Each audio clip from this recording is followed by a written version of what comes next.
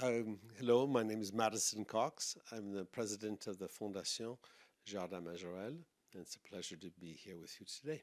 That's an interesting question. It's a good question.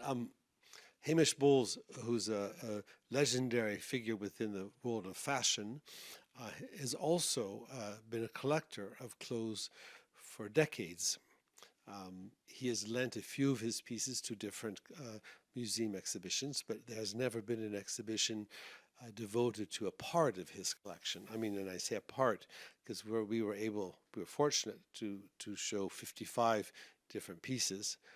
But his collection, he has over 3,600 pieces of fashion from over 100 years of the history of fashion. So I knew he had a collection. Now, we had discussed it in the past. I had heard about it from other friends that he is a great collector and a voracious collector at that. But it was the first time that he accepted to exhibit a part of his fashion and also the part of his Yves Saint Laurent collection.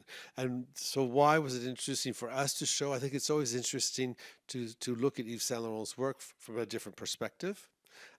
Every exhibition that we've done here at the Yves Saint Laurent Museum in Marrakesh have been loans from the Paris Foundation, which holds all the collections there. But it's interesting to see with the collector what interests them, what periods interest them, and as Hamish is a very particular collector in the sense that his life has been fashion. He's been one of the most lauded journalists within fashion. He also has an incredible knowledge of the history of fashion, as well as also the making of fashion, and he understands that it is an art and the technique of it. I think we are here to show Yves Saint Laurent's work and also how Morocco in general influenced his fashion and the direct relationship between the two.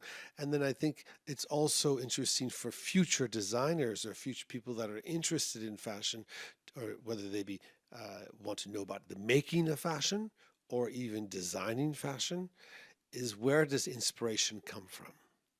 And so I think for any young person who's interested in making that a career or wanting to work in that field, to understand and have creative interest, to understand that, for example, Yves Saint Laurent was incredibly influenced by this country and also Africa in general. I mean, he did a collection in the mid 60s that was an homage to Central Africa, which was at a time when that was not discussed. I mean, his collection of 1968 and the African collection was phenomenal for it to come down a runway in Paris bourgeois salon. So I think he was kind of pushing the envelope, if you want. And so fashion can do that.